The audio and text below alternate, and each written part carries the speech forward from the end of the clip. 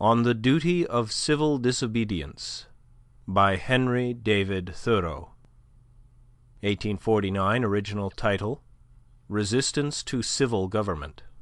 Part 1. I heartily accept the motto, that government is best which governs least, and I should like to see it acted up to more rapidly and systematically. Carried out, it finally amounts to this, which also I believe: that government is best which governs not at all, and when men are prepared for it, that will be the kind of government which they will have. Government is at best but an expedient, but most governments are usually, and all governments are sometimes, inexpedient. The objections which have been brought against a standing army, and they are many and weighty, and deserve to prevail, may also at last be brought against a standing government. The standing army is only an arm of the standing government.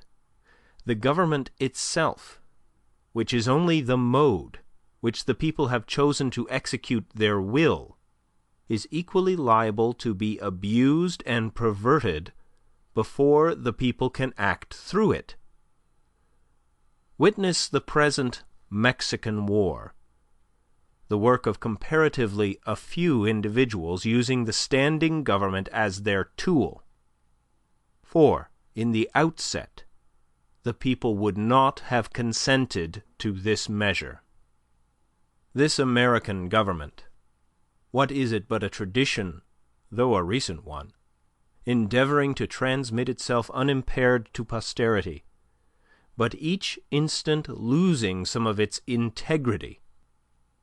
It has not the vitality and force of a single living man, for a single man can bend it to his will. It is a sort of wooden gun to the people themselves.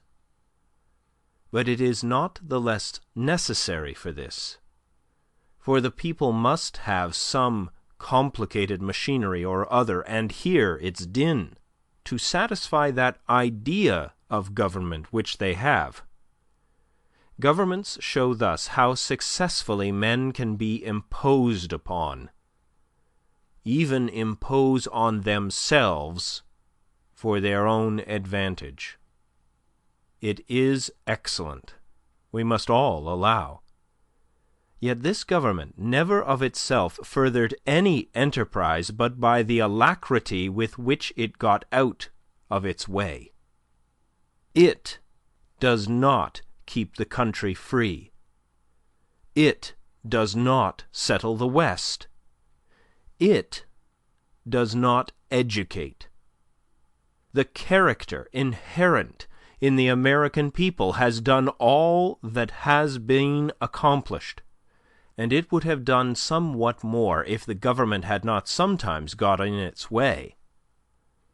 For government is an expedient, by which men would fain succeed in letting one another alone.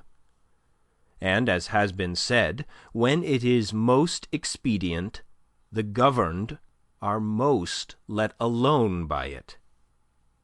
Trade and commerce, if they were not made of India rubber, would never manage to bounce over obstacles which legislators are continually putting in their way.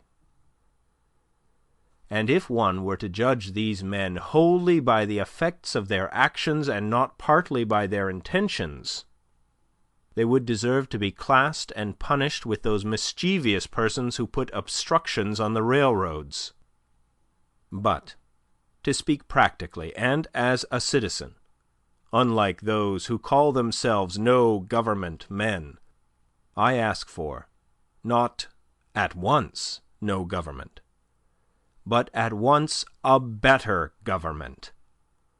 Let every man make known what kind of government would command his respect, and that will be one step toward obtaining it. After all, the practical reason why, when the power is once in the hands of the people, a majority are permitted, and for a long period continue to rule, is not because they are most likely to be in the right, nor because this seems fairest to the minority, but because they are physically the strongest. But a government in which the majority rule in all cases cannot be based on justice, even as far as men understand it. Can there not be a government in which the majorities do not virtually decide right and wrong, but conscience? In which majorities decide only those questions to which the rule of expediency is applicable? Must the citizen ever for a moment, or in the least degree, resign his conscience to the legislator? Why has every man a conscience, then? I think we should be men first, and subjects afterward. It is not desirable to cultivate a respect for the law so much as for the right. The only obligation which I have a right to assume is to do at any time what I think right. It is truly enough said that a corporation has no conscience. But a corporation of conscientious men is a corporation with a conscience. Law never made men a whit more just, and by means of their respect for it, even the well-disposed are daily made the agents of injustice. A common and natural result of an undue respect for the law is that you may see a file of soldiers, colonel, captain, corporal, privates, powder monkeys, and all, marching in admirable order over hill and dale to the wars against their wills, aye, against their common sense and consciences, which makes it very steep marching indeed, and produces a palpitation of the heart. They have no doubt that it is a damnable business in which they are concerned. They are all peaceably inclined. Now, what are they? Men at all? Or small movable forts and magazines at the service of some unscrupulous man in power?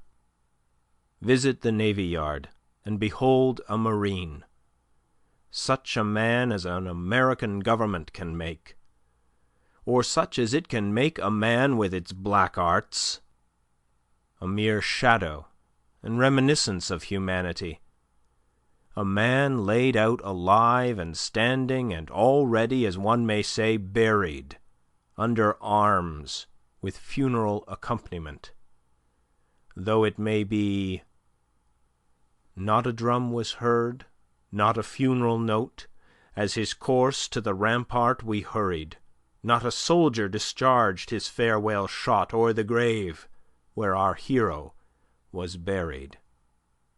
The mass of men serve the state thus, not as men mainly, but as machines with their bodies. They are the standing army, and the militia, jailers, constables, posse comitatus, etc. In most cases there is no free exercise whatever of the judgment or of the moral sense, but they put themselves on a level with wood and earth and stones, and wooden men can perhaps be manufactured that will serve the purpose as well. Such command no more respect than men of straw or a lump of dirt.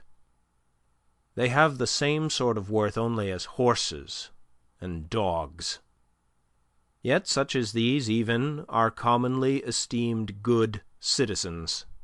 Others, as most legislators, politicians, lawyers, ministers, and office holders, serve the state chiefly with their heads, and as they rarely make any moral distinctions, they are as likely to serve the devil, without intending it, as God.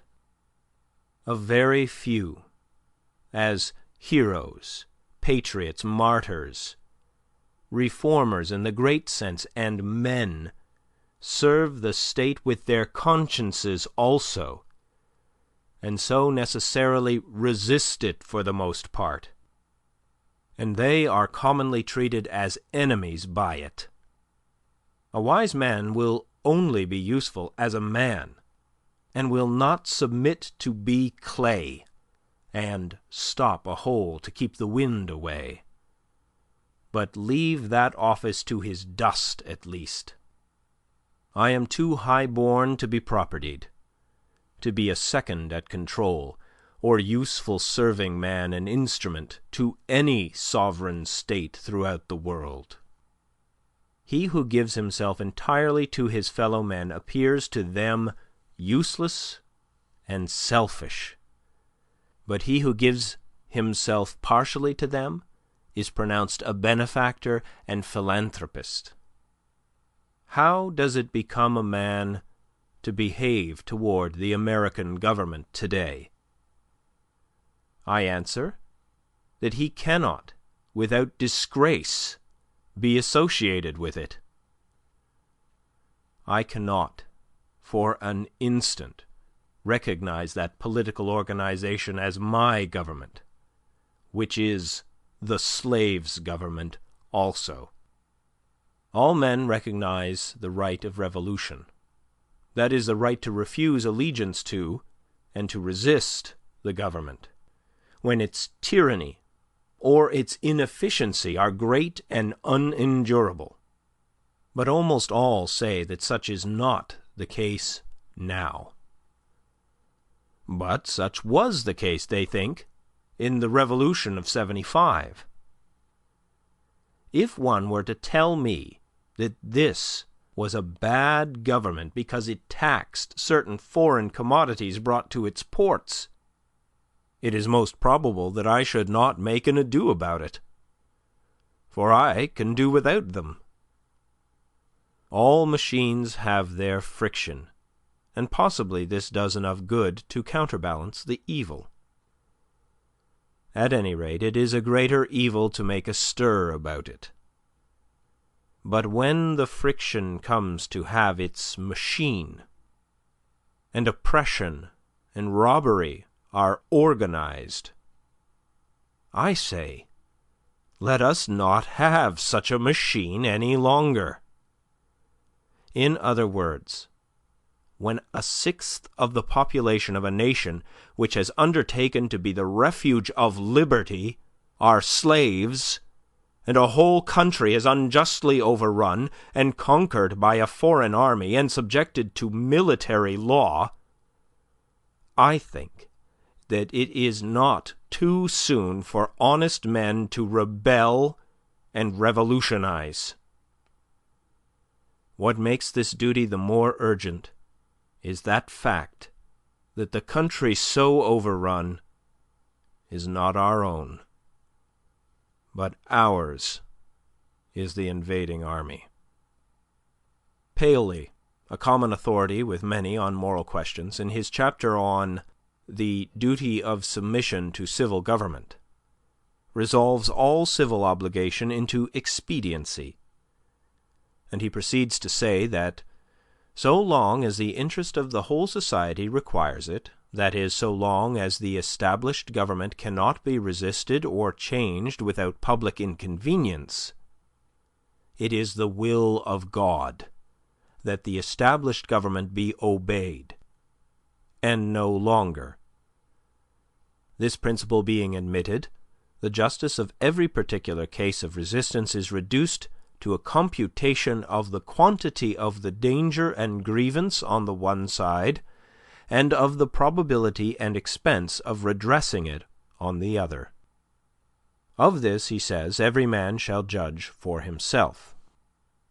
But Paley appears never to have contemplated those cases to which the rule of expediency does not apply, in which a people, as well as an individual, must do justice, cost what it may.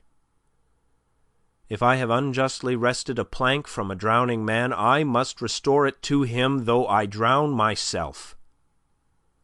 This, according to Paley, would be inconvenient. But he that would save his life in such a case shall lose it. This people must cease to hold slaves and to make war on Mexico, though it cost them their existence as a people. In their practice, nations agree with Paley. But does anyone think that Massachusetts does exactly what is right at the present crisis? A drab of stat, a cloth and silver slut, to have her train borne up and her soul trail i' the dirt. Practically speaking, the opponents to a reform in Massachusetts are not 100,000 politicians at the South, but 100,000 merchants and farmers here, who are more interested in commerce and agriculture than they are in humanity, and are not prepared to do justice to the slave and to Mexico, cost what it may. I quarrel not with far-off foes, but with those who, near at home, cooperate with and do the bidding of those far away, and without whom the latter would be harmless. We are accustomed to say that the mass of men are unprepared. But improvement is slow, because the few are not as materially wiser or better than the many. It is not so important that many should be good as you, as that there be some absolute goodness somewhere, for that will leaven the whole lump. There are thousands who are, in opinion, opposed to slavery and to the war, who yet, in effect, do nothing to put an end to them, who, esteeming themselves children of Washington and Franklin, sit down with their hands in their pockets, and say that they know not what to do, and do nothing, who even postpone the question of freedom to the question of free trade, and quietly read the prices, current along with the latest advices from Mexico after dinner, and, it may be, fall asleep over them both. What is the price current of an honest man and patriot today? They hesitate, and they regret, and sometimes they petition, but they do nothing in earnest and with effect. They will wait, well disposed, for others to remedy the evil, that they may no longer have it to regret. At most, they give up only a cheap vote and a feeble countenance, and Godspeed to the right as it goes by them. There are 999 patrons of virtue to one virtuous man. But it is easier to deal with the real possessor of a thing than with the temporary guardian of it. All voting is a sort of gaming, like checkers or backgammon, with a slight moral tinge to it, a playing with right and wrong, with moral questions, and betting naturally accompanies it. The character of the voters is not staked.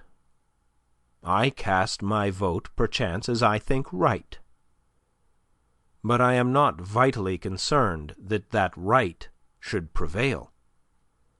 I am willing to leave it to the majority. Its obligation, therefore, never exceeds that of expediency. Even voting for the right is doing nothing for it. It is only expressing to men feebly your desire that it should prevail. A wise man will not leave the right to the mercy of chance, nor wish it to prevail through the power of the majority. There is but little virtue in the action of masses of men. When the majority shall at length vote for the abolition of slavery, it will be because they are indifferent to slavery, or because there is but little slavery left to be abolished by their vote. They will then be the only slaves. Only his vote can hasten the abolition of slavery who asserts his own freedom by his vote. I hear of a convention to be held at Baltimore, or elsewhere, for the selection of a candidate for the presidency, made up chiefly of editors and men who are politicians by profession. But I think, what is it to an independent, intelligent, and respectable man what decision they may come to? Shall we not have the advantage of this wisdom and honesty nevertheless? Can we not count upon some independent votes? Are there not many individuals in the country who do not attend conventions? But no. I find that the respectable man, so called, has immediately drifted from his position and despairs of his country, when his country has more reasons to despair of him. He forthwith adopts one of the candidates thus selected as the only available one, thus proving that he is himself available for any purposes of the demagogue. His vote is of no more worth than that of any unprincipled foreigner or hireling native who may have been bought. Oh, for a man who is a man, and, as my neighbor says, has a bone in his back which you cannot pass your hand through. Our statistics are at fault. The population has been returned too large. How many men are there to a square 1,000 miles in the country? Hardly one. Does not America offer any inducement for men to settle here? The American has dwindled into an odd fellow, one who may be known by the development of his organ of gregariousness, and a manifest lack of intellect and cheerful self-reliance, whose first and chief concern on coming into the world is to see that the almshouses are in good repair, and, before yet he has lawfully donned the virile garb, to collect a fund to the support of the widows and orphans that may be, who, in short, ventures to live only by the aid of the mutual insurance company, which is promised to bury him decently. It is not a man's duty as a matter of course to devote himself to the eradication of any, even to most enormous wrong. He may still properly have other concerns to engage him, but it is his duty, at least, to wash his hands of it, and if he gives it no thought longer, not to give it practically his support. If I devote myself to other pursuits and contemplations, I must first see, at least, that I do not pursue them sitting upon another man's shoulders. I must get off him first, that he may pursue his contemplations too. See what gross inconsistency is tolerated. I have heard some of my townsmen say, "I should like to have them order me out to help put down an insurrection of the slaves, or to march to Mexico. See if I would go." And yet these very men have each, directly, by their allegiance, and so indirectly, at least, by their money, furnished a substitute. The soldier is applauded who refuses to serve in an unjust war by those who do not refuse to sustain the unjust government which makes the war, is applauded by those whose own act and authority he disregards and sets at naught, as if the state were penitent to that degree that it hired one to scourge it while it sinned, but not to that degree that it left off sinning for a moment. Thus, under the name of order and civil government, we are all made at last to pay homage to and support our own meanness. After the first blush of sin comes its indifference, and from immoral it becomes, as it were, unmoral, and not quite unnecessary to that life which we have made. The broadest and most prevalent error requires the most disinterested virtue to sustain it. The slight reproach to which the virtue of patriotism is commonly liable, the noble are most likely to incur. Those who, while they disapprove of the character and measures of a government, yield to it their allegiance and support, are undoubtedly its most conscientious supporters, and so frequently the most serious obstacles to reform. Some are petitioning the state to dissolve the Union, to disregard the requisitions of the President. Why do they not dissolve it themselves, the union between themselves and the state, and refuse to pay their quota into its treasury? Do not they stand in the same relation to the state that the state does to the Union? And have not the same reasons prevented the state from resisting the Union which have prevented them from resisting the state? How can a man be satisfied to entertain an opinion merely and enjoy it? Is there any enjoyment in it, if his opinion is that he is aggrieved? If you are cheated out of a single dollar by your neighbor, you do not rest satisfied with knowing you are cheated, or with saying that you are cheated, or even with petitioning him to pay you your due. But you take effectual steps at once to obtain the full amount and see to it that you are never cheated again. Action from principle, the perception and the performance of right, changes things and relations.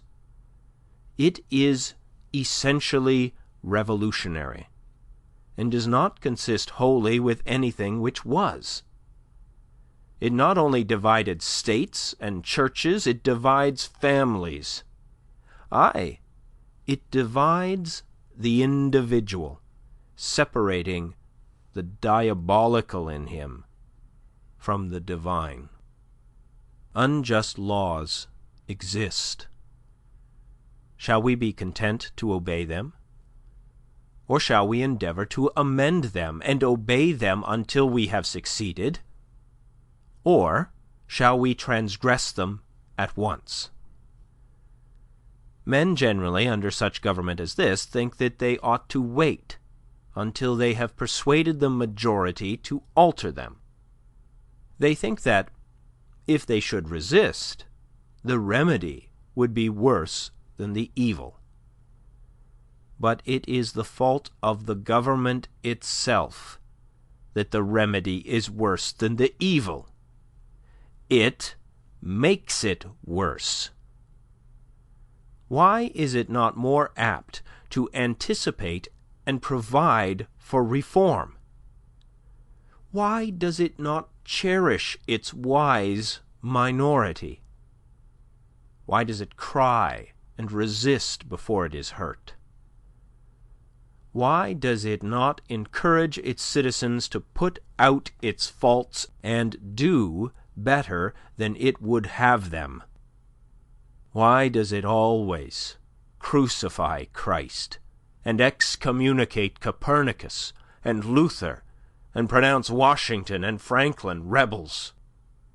One would think that a deliberate and practical denial of its authority was the only offense never contemplated by its government. Else, why has it not assigned its definite, its suitable and proportionate penalty? If a man has no property, refuses but once to earn 9 shillings for the state, he is put in prison for a period unlimited by any law that I know, and determined only by the discretion of those who put him there. But if he should steal 90 times 9 shillings from the state, he is soon permitted to go at large again. If the injustice is part of the necessary friction of the machine of government, let it go. Let it go. Perchance it will wear smooth. Certainly the machine will wear out. If the injustice has a spring, or a pulley, or a rope, or a crank, exclusively for itself, then perhaps you may consider whether the remedy will not be worse than the evil. But if it is of such a nature that it requires you to be the agent of injustice to another, then I say break the law. Let your life be a counter-friction to stop the machine. What I have to do is to see, at any rate, that I do not lend myself to the wrong which I condemn. As for adopting the ways the state has provided for remedying the evil, I know not of such ways. They take too much time, and a man's life will be gone. I have other affairs to attend to. I came into this world not chiefly to make this a good place to live in, but to live in it, be it good or bad. A man has not everything to do, but something, and because he cannot do everything, it is not necessary that he should be doing something wrong. It is not my business to be petitioning the governor or the legislature, any more than it is theirs to petition me. And if they should not hear my petition, what should I do then? But in this case the state has provided no way. Its very constitution is the evil.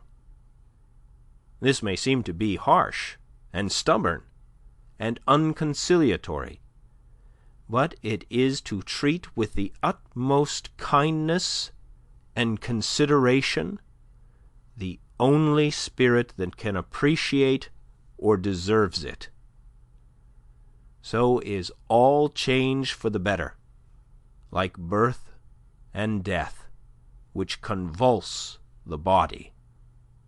I do not hesitate to say that those who call themselves abolitionists should at once effectually withdraw their support both in person and property from the government of Massachusetts, and not wait till they constitute a majority of one before they suffer the right to prevail through them.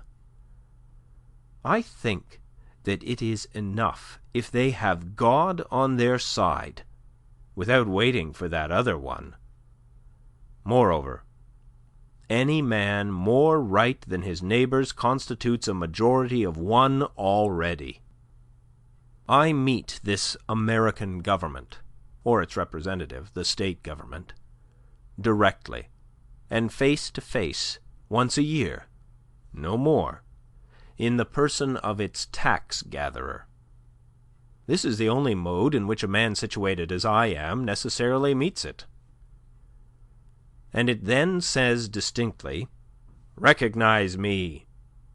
And the simplest, the most effectual, and in the present posture of affairs, the indispensablest mode of treating with it on this head, of expressing your little satisfaction with and love for it, is to deny it then. My civil neighbour, the tax-gatherer, is the very man I have to deal with. For it is, after all, with men, and not with parchment, that I quarrel. And he has voluntarily chosen to be an agent of the government. How shall he ever know well that he is and does as an officer of the government, or as a man, until he is obligated to consider whether he will treat me, his neighbour, for whom he has respect as a neighbour and well-disposed man, or as a maniac and disturber of the peace, and see if he can get over this obstruction to his neighbourliness without a ruder and more impetuous thought or speech corresponding with his action. I know this well, that if 1,000, if 100, if 10 men whom I could name, if 10 honest men only, if one honest man in this state of Massachusetts, ceasing to hold slaves, were actually to withdraw from this co-partnership and be locked up in the county jail therefore, it would be the abolition of slavery in America. For it matters not how small the beginning may seem to be. What is once well done is done forever. But we love better to talk about it. That, we say, is our mission. Reform keeps many scores of newspapers in its service, but not one man. If my esteemed neighbour, the State's ambassador, who will devote his days to the settlement of the question of human rights in the council chamber, instead of being threatened with the prisons of Carolina, were to sit down the prisoner of Massachusetts, that state which is so anxious to foist the sin of slavery upon her sister, though at present she can discover only an act of inhospitality to be the ground of a quarrel with her, the legislature would not wholly waive the subject of the following winter. Under a government which imprisons unjustly, the true place for a just man is also a prison. The proper place today, the only place which Massachusetts has provided for her freer and less despondent spirits, is in her prisons, to be put out and locked out of the state by her own act, as they have already put themselves out by their principles. It is there that the fugitive slave and the Mexican prisoner on parole and the Indian come to plead the wrongs of his race should find them. On that separate but more free and honourable ground, where the state places those who are not with her, but against her, the only house in a slave state in which a free man can abide with honour.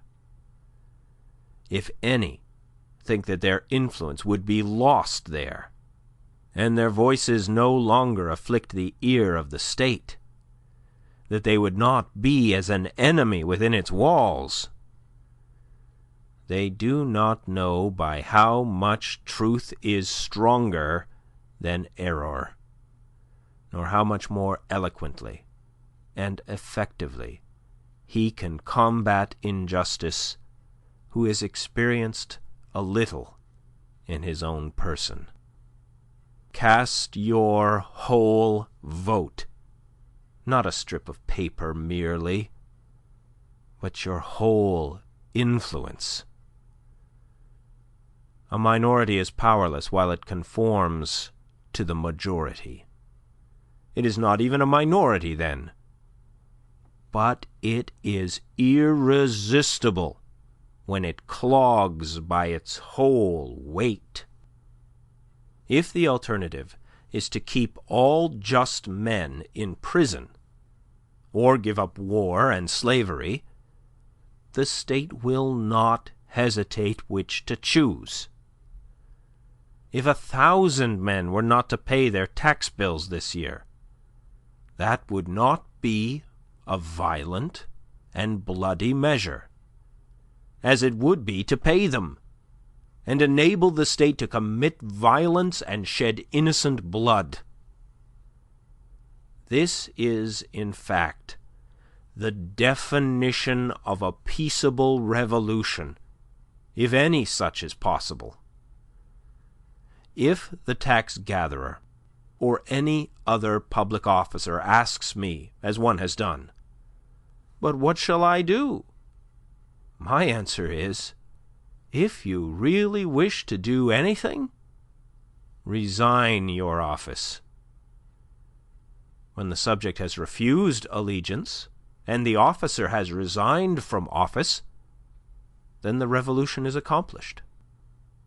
But even suppose blood should flow. Is there not a sort of blood shed when the conscience is wounded? Through this wound, a man's real manhood and immortality flow out, and he bleeds to an everlasting death. I see this blood flowing now. End of Part 1. Part 2. I have contemplated the imprisonment of the offender, rather than the seizure of his goods, though both will serve the same purpose, because they who assert the purest right, and consequently are most dangerous to a corrupt state, commonly have not spent much time in accumulating property. To such the state renders comparatively small service, and a slight tax is wont to appear exorbitant, particularly if they are obliged to earn it by special labour with their hands. If there were one who lived wholly without the use of money, the state itself would hesitate to demand it of him. But the rich man, not to make any invidious comparison, is always sold to the institution which makes him rich. Absolutely speaking, the more money, the less virtue. For money comes between a man and his objects, and obtains them for him. It was certainly no great virtue to obtain it. It puts to rest many questions which he would otherwise be taxed to answer, while the only new question which it puts is the hard but superfluous one: how to spend it. Thus his moral ground is taken from under his feet. The opportunities of living are diminished in proportion as that are called the means are increased. The best thing a man can do for his culture when he is rich is to endeavour to carry out those schemes which he entertained when he was poor. Christ answered the Herodians according to their condition. "Show me the tribute money," said he, and one took a penny out of his pocket. "If you use money which has the image of Caesar on it, and which he has made current and valuable, that is, if you are men of the state, and gladly enjoy the advantages of Caesar's government, then pay him back some of his own when he demands it. Render therefore to Caesar that which is Caesar's, and to God those things which are God's, leaving them no wiser than before as to which was which, for they did not wish to know. When I converse with the freest of my neighbours, I perceive that, whatever they may say about the magnitude and seriousness of the question, and their regard for the public tranquillity, the long and the short of the matter is that they cannot spare the protection of the existing government, and they dread the consequences to their property and families of disobedience to it. For my own part, I should not like to think that I ever rely on the protection of the state. But if I deny the authority of the state when it presents its tax bill, it will soon take and waste all my property, and so harass me and my children without end. This is hard. This makes it impossible for a man to live honestly, and at the same time comfortably in outward respects. It will not be worth the while to accumulate property. That would be sure to go again. You must hire or squat somewhere and raise but a small crop, and eat that soon. You must live within yourself, and depend upon yourself always, tucked up and ready for a start, and not have many affairs. A man may grow rich in Turkey even, if he will be in all respects a good subject of the Turkish government. Confucius said, "If a state is governed by the principles of reason, poverty and misery are subjects of shame. If a state is not governed by the principles of reason, riches and honours are subjects of shame." No. Until I want the protection of Massachusetts to be extended to me in some distant southern port where my liberty is endangered, or until I am bent solely on building up an estate at home by peaceful enterprise, I can afford to refuse allegiance to Massachusetts and her right to my property and life. It costs me less, in every sense, to incur the penalty of disobedience to the state than it would to obey. I should feel as if I were worth less in that case. Some years ago, the state met me in behalf of the Church, and commanded me to pay a certain sum toward the support of a clergyman whose preaching my father attended, but never I myself. "Pay," it said, "or be locked up in the jail." I declined to pay. But unfortunately, another man saw fit to pay it. I did not see why the schoolmaster should be taxed to support the priest, and not the priest the schoolmaster. For I was not the state's schoolmaster, but I supported myself by voluntary subscription.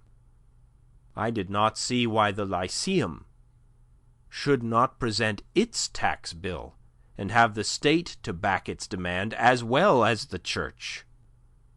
However, at the request of the selectmen, I condescended to make some such statement as this in writing: "Know all men by these presents that I, Henry Thoreau, do not wish to be regarded as a member of any incorporated society which I have not joined."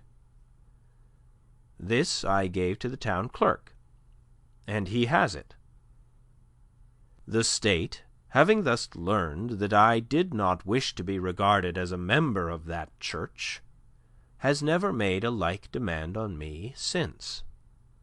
though it said that it must adhere to its original presumption that time. If I had known how to name them, I should then have signed off in detail from all the societies which I never signed on to. But I did not know where to find such a complete list. I have paid no poll tax for 6 years. I was put into a jail once on this account, for one night.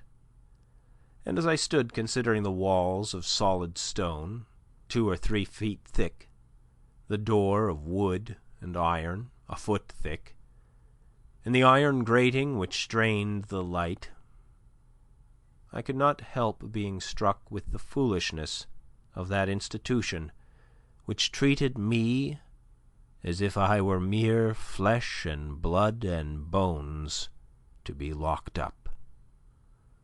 I wondered that it should have concluded at length that this was the best use it could put me to, and had never thought to avail itself of my services in some way. I saw that, if there was a wall of stone between me and my townsmen, there was a still more difficult one to climb or break through before they could get to be as free as I was. I did not for a moment feel confined, and the walls seemed a great waste of stone and mortar. I felt as if I alone of all my townsmen had paid my tax.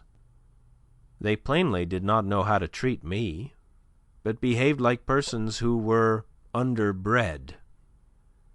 In every threat and in every compliment there was a blunder, for they thought that my chief desire was to stand the other side of that stone wall.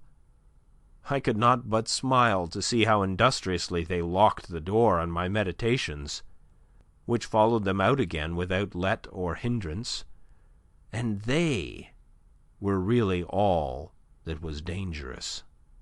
As they could not reach me, they had resolved to punish my body, just as boys, if they cannot come at some person against whom they have a spite, will abuse his dog.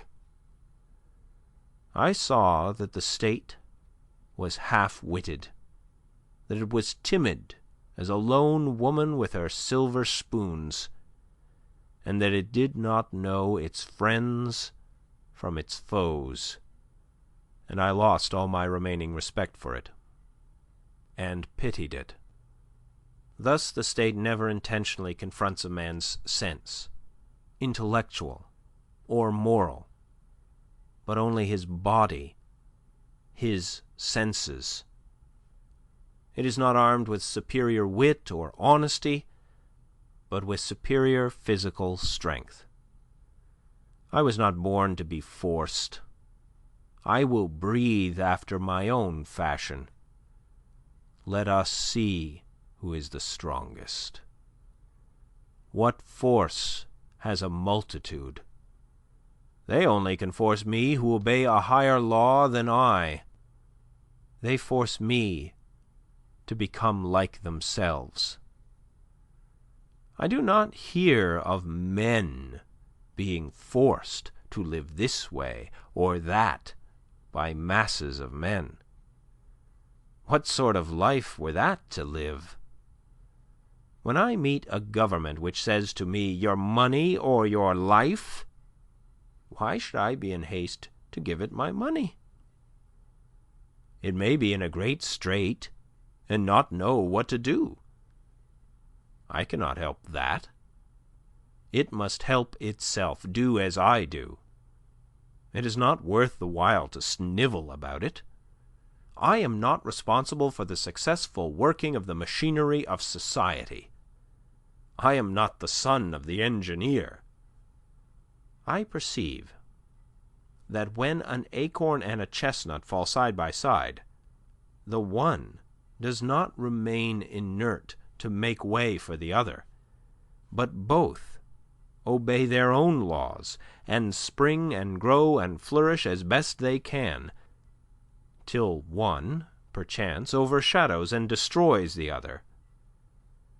If a plant cannot live according to its nature, it dies. And so a man. The night in prison was novel and interesting enough. The prisoners in their shirt-sleeves were enjoying a chat in the evening air in the doorway when I entered.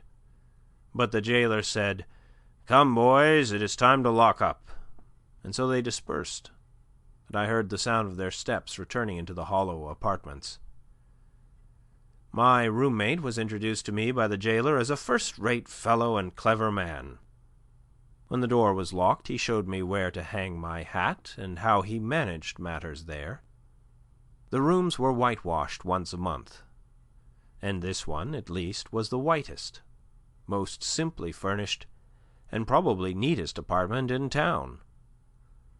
He naturally wanted to know where I came from and what brought me there, and when I had told him, I asked him in my turn how he came there, presuming him to be an honest man, of course. And as the world goes, I believe he was. "Why," said he, "they accuse me of burning a barn, but I never did it." As near as I could discover, he had probably gone to bed in a barn when drunk, and smoked his pipe there, and so a barn was burnt. He had the reputation of being a clever man, had been there some 3 months, waiting for his trial to come on, and would have to wait as much longer. But he was quite domesticated and contented, since he got his board for nothing, and thought that he was well treated. He occupied one window, and I the other, and I saw that if one stayed there long, his principal business would be to look out the window.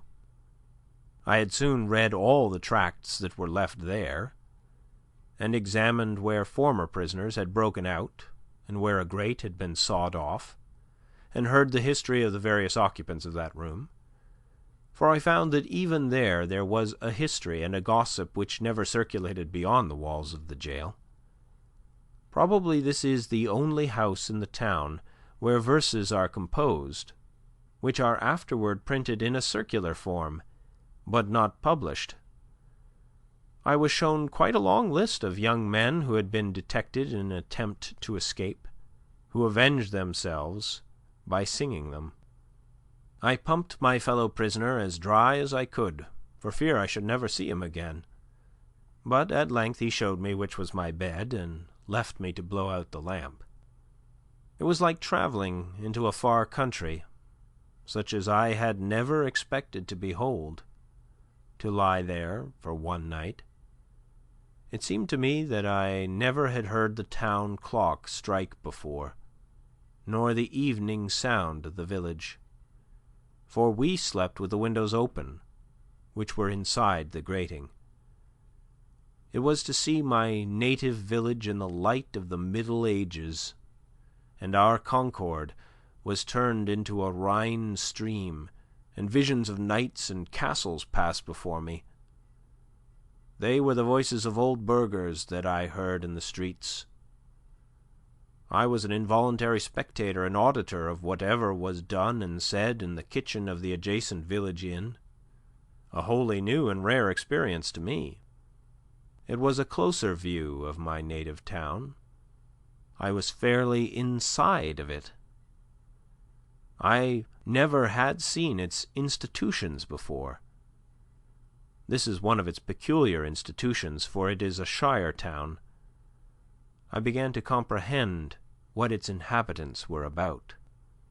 In the morning our breakfasts were put through the hole in the door, in small oblong square tin pans made to fit, and holding a pint of chocolate, with brown bread, and an iron spoon. When they called for the vessels again, I was green enough to return what bread I had left, but my comrade seized it, and said that I should lay that up for lunch or dinner. Soon after he was let out to work at haying in a neighbouring field, whither he went every day, and would not be back till noon. So he bade me good day, saying that he doubted if he should see me again. When I came out of prison, for someone interfered and paid that tax, I did not perceive that great changes had taken place on the common, such as he observed who went in a youth and emerged a grey-headed man. And yet a change had to my eyes come over the scene. The town and state and country, greater than any that mere time could effect. I saw yet more distinctly the state in which I lived. I saw to what extent the people among whom I lived could be trusted as good neighbours and friends, that their friendship was for summer weather only, that they did not greatly propose to do right, that they were a distinct race from me by their prejudices and superstitions, as the Chinamen and the Malays are, that in their sacrifices to humanity they ran no risks, not even to their property, that after all they were not so noble, but they treated the thief as he had treated them, and hoped, by a certain outward observance and a few prayers, and by walking in a particular straight though useless path from time to time, to save their souls. This may be to judge my neighbours harshly, for I believe that many of them are not aware that they have such an institution as the jail in their village. It was formerly the custom in our village, when a poor debtor came out of jail, for his acquaintances to salute him, looking through their fingers, which they crossed to represent the jail window. "How do you do?" My neighbours did not thus salute me, but first looked at me, and then at one another, as if I had returned from a long journey. I was put into jail as I was going to the shoemaker's to get a shoe which was mended. When I was let out the next morning, I proceeded to finish my errand, and having put on my mended shoe, joined a huckleberry party, who were impatient to put themselves under my conduct, and in half an hour, for the horse was soon tackled, was in the midst of a huckleberry field on one of our highest hills 2 miles off, and then the state was nowhere to be seen. That is the whole history of my prisons. I have never declined paying the highway tax, because I am as desirous of being a good neighbour as I am of being a bad subject. And as for supporting schools, I am doing my part to educate my fellow countrymen now. It is for no particular item in the tax bill that I refuse to pay it. I simply wish to refuse allegiance to the state, to withdraw and stand aloof from it effectually. I do not care to trace the course of my dollar, if I could, till it buys a man or a musket to shoot one with. The dollar is innocent, but I am concerned to trace the effects of my allegiance. In fact, I quietly declare war with the state, after my fashion, though I will still make use and get what advantages of her I can, as is usual in such cases. If others pay the tax which is demanded of me, from a sympathy with the state, they do but what they have already done in their own case, or rather they abet injustice to a greater extent than the state requires. If they pay the tax from a mistaken interest in the individual taxed, to save his property or prevent his going to jail, it is because they have not considered wisely how far they let their private feelings interfere with the public good. This, then, is my position at present. But one cannot be too much on his guard in such a case, lest his actions be biased by obstinacy or an undue regard for the opinions of men. Let him see that he does only what belongs to himself and to the hour. I think sometimes, why, this people mean well. They are only ignorant. They would do better if they knew how. Why give your neighbours this pain to treat you as they are not inclined to? But I think again, this is no reason why I should do as they do, or permit others to suffer much greater pain of a different kind. Again, I sometimes say to myself, when many millions of men, without heat, without ill will, without personal feelings of any kind, demand of you a few shillings only, without the possibility, such is their constitution, of retracting or altering their present demand, and without the possibility on your side of appeal to any other millions, why expose yourself to this overwhelming brute force? You do not resist cold and hunger, the winds and the waves thus obstinately. You quietly submit to 1,000 similar necessities. You do not put your head into the fire. But just in proportion as I regard this as not wholly a brute force, but partly a human force, and consider that I have relations to those millions as to so many millions of men, and not of mere brute or inanimate things, I see that appeal is possible. First, and instantaneously, from them to the Maker of them, and secondly, from them to themselves. But if I put my head deliberately into the fire, there is no appeal to fire or to the Maker of fire, and I have only myself to blame. If I could convince myself that I have any right to be satisfied with men as they are, and to treat them accordingly, and not according, in some respects, to my requisitions and expectations of what they and I ought to be, then, like a good Mussulman and fatalist, I should endeavour to be satisfied with things as they are, and say it is the will of God. And above all, there is this difference between resisting this and a purely brute or natural force, that I can resist this with some effect. But I cannot expect, like Orpheus, to change the nature of the rocks and trees and beasts. I do not wish to quarrel with any man or nation. I do not wish to split hairs, to make fine distinctions, or set myself up as better than my neighbours. I seek rather, I may say, even an excuse for conforming to the laws of the land. I am but too ready to conform to them. Indeed, I have reason to suspect myself on this head, and every year as the tax-gatherer comes round, I find myself disposed to review the acts and position of the general and state governments, and the spirit of the people, to discover a pretext for conformity. We must affect our country as our parents, and if at any time we alienate our love or industry from doing it honour, we must respect affects and teach the soul matter of conscience and religion, and not desire of rule or benefit.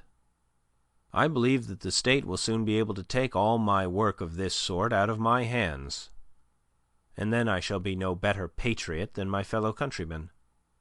Seen from a lower point of view, the Constitution, with all its faults, is very good. The law and the courts are very respectable. Even this state and this American government are, in many respects, very admirable and rare things to be thankful for, such as a great many have described them. Seen from a higher still, and the highest, who shall say what they are, or what they are worth looking at or thinking of at all. However, the government does not concern me much, and I shall bestow the fewest possible thoughts on it. It is not many moments that I live under a government, even in this world.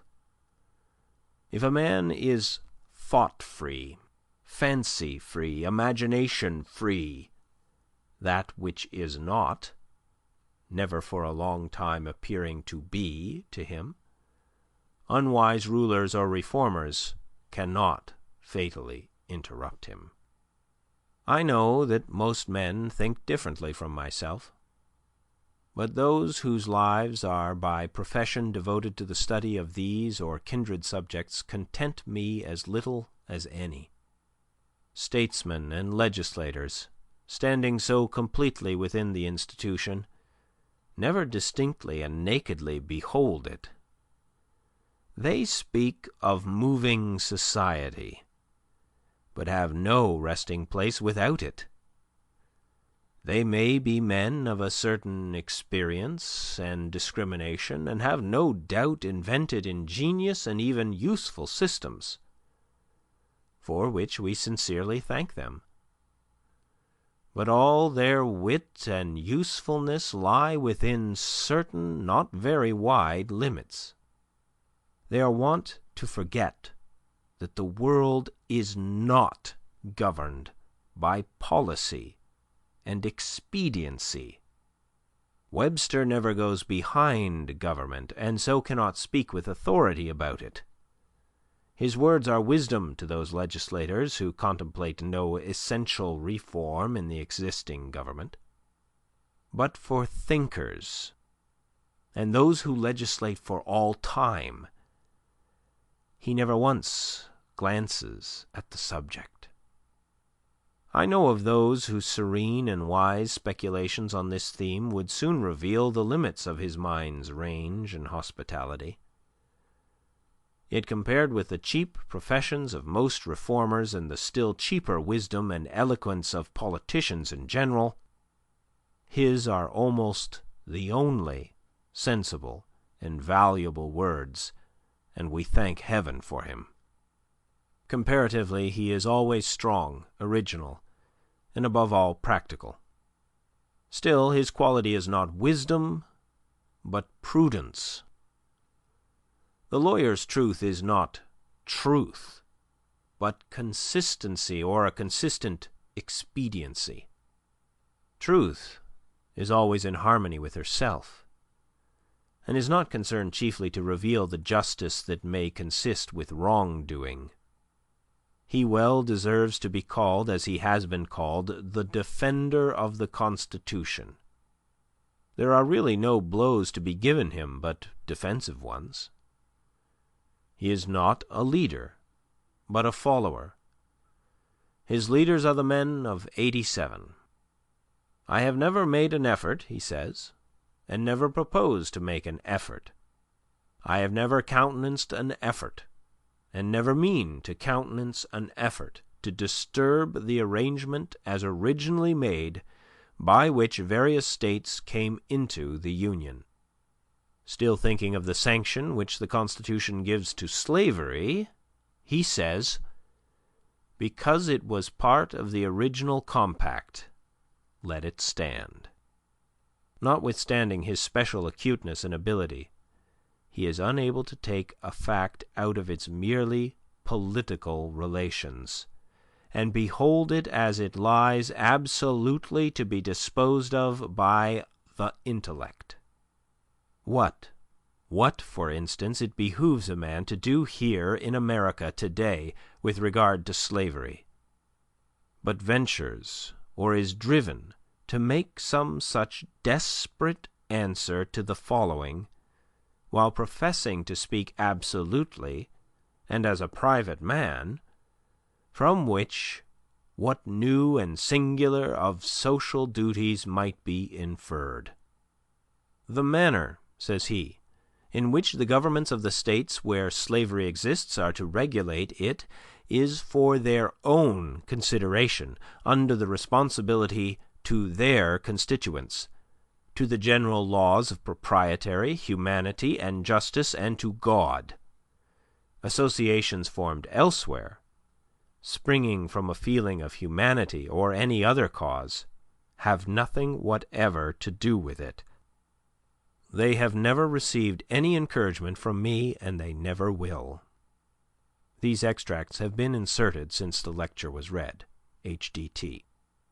They who know of no purer sources of truth, who have traced up its stream no higher, stand, and wisely stand, by the Bible and the Constitution, and drink at it there with reverence and humanity. But they who behold where it comes trickling into this lake or that pool, gird up their loins once more, and continue their pilgrimage towards its fountainhead. No man with a genius for legislation has appeared in America. They are rare in the history of the world. There are orators, politicians, and eloquent men by the thousand, but the speaker has not yet opened his mouth to speak who is capable of settling the much vexed questions of the day. We love eloquence for its own sake, and not for any truth which it may utter, or any heroism it may inspire. Our legislators have not yet learned the comparative value of free trade and of freedom, of union and of rectitude to a nation. They have no genius or talent for comparatively humble questions of taxation and finance, commerce and manufactures and agriculture.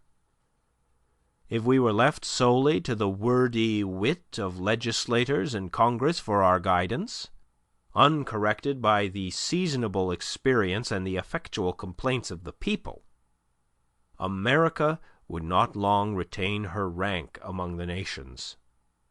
For 1800 years, though perchance I have no right to say it, the New Testament has been written. Yet where is the legislator who has wisdom and practical talent enough to avail himself of the light which it sheds on the science of legislation? The authority of government, even such as I am willing to submit to, for I will cheerfully obey those who know and can do better than I, and in many things even those who neither know nor can do so well, is still an impure one. To be strictly just, it must have the sanction and consent of the governed. It can have no pure right over my person and property, but what I concede to it. The progress from an absolute to a limited monarchy, from a limited monarchy to a democracy, is a progress toward a true respect for the individual. Even the Chinese philosopher was wise enough to regard the individual as the basis of the empire. Is a democracy, such as we know it, the last improvement possible in government?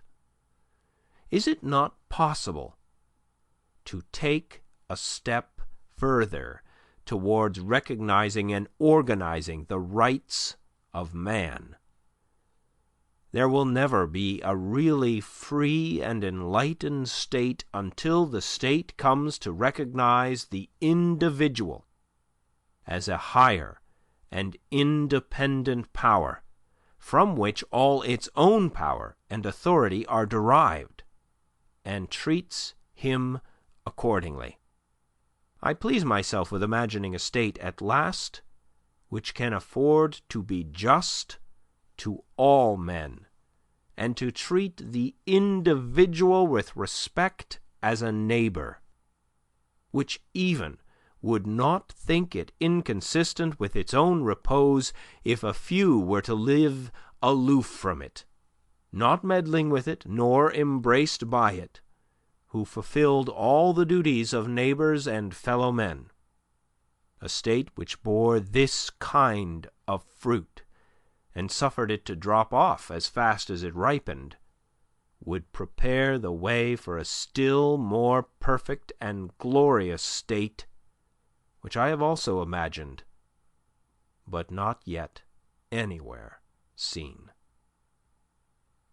End of On the Duty of Civil Disobedience, by Henry David Thoreau, Part 2, as read by Gordon Mackenzie.